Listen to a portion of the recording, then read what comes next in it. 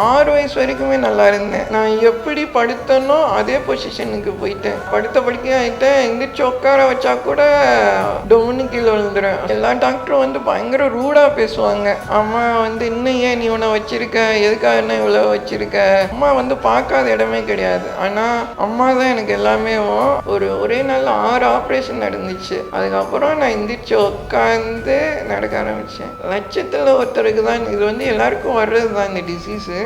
ரொம்ப ரேரு சின்ன வயசுலேயே வர்றது. இப்போ வயசானவங்கெல்லாம் பார்த்தீங்கன்னா ஒரு ஸ்டேஜுக்கு அப்புறம் கால் முட்டி வலிக்குது, கை முட்டி வலிக்குது, எந்திரிக்க முடியலன்னு சொல்லுவாங்க. ஸோ அது வந்து எனக்கு ரொம்ப இயர்லியராக வந்துருச்சு அந்த டிசீஸு. அந்த ஃபீவர் வந்து பட்டதுக்கப்புறம் ஃப்ரெண்ட்ஸை ரொம்ப மிஸ் பண்ணேன் அந்த டயத்தில். கொஞ்ச நாள் வந்து பார்த்தாங்க, வாடா வாடான்னு கூப்பிட்டாங்க. என்னால் அப்போ சுத்தமாக முடியலை. ஒரு ஸ்டேஜுக்கு அப்புறம் அவங்களும் வர்றதில்லை, யாருமே இல்லை. ஆனால் அம்மா மட்டும்தான். அம்மா மட்டும்தான். ஃபுல் அண்ட் ஃபுல் பார்த்தீங்கன்னா அம்மாவோட சப்போர்ட்டு தான் எனக்கு எல்லாமே.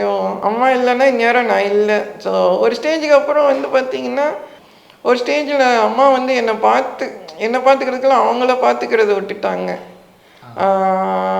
என்னை வந்து காலையில் எர்லியராக வந்து குளிக்க வச்சு சாப்பிட வச்சுட்டு எல்லாம் ஒரு பையன் சேர்த்து வச்சுக்கிட்டே அந்த பிரேக்ஃபாஸ்ட்டை ஸ்கிப் பண்ணி அவங்களுக்கு சுகர் வர ஆரம்பிச்சிருச்சு.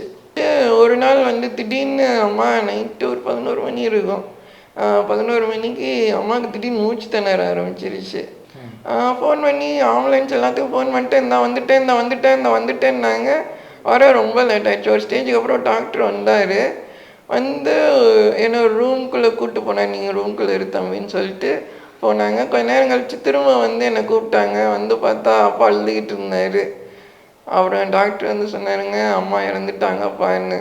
ஸோ அங்கே என்ன நடக்குதுன்னு புரிஞ்சிக்கவே எனக்கு ரொம்ப டைம் ஆயிடுச்சு. அம்மா இல்லைன்றது அதை விட்டு வெளியே வர்றதுக்கே எனக்கு ரொம்ப நாள் ஆயிடுச்சு. என் வேலையை பார்க்க ஆரம்பிச்சிட்டேன். சரி அம்மா இனிமேல் ஃப்ரீயாக இருப்பாங்கன்னு பார்த்தா அம்மா அந்த டயத்தில் தான் கரெக்டாக அந்த ரெஸ்ட் அம்மாவுக்கு கொடுக்குற நேரத்தில் அம்மா இறந்துட்டாங்க. பிஹைண்ட் நோட்ஸ் பெருமையுடன் தயாரித்து வழங்கும் மூன்வாக் மியூசிக்கல் நைட் ஜனவரி 4 ஞாயிறு மாலை 4 மணி அளவில் சத்யபாமா யூனிவர்சிட்டி சென்னையில் நடைபெற உள்ளது. உங்கள் டிக்கெட்ஸை Book My Show, District ticket 9 மற்றும் கின் ஆப்களில் ஸ்கிரீன்ல தெரிகிற வாட்ஸ்அப் நம்பர் வெப்சைட் மூலமாக புக் செய்வோம்.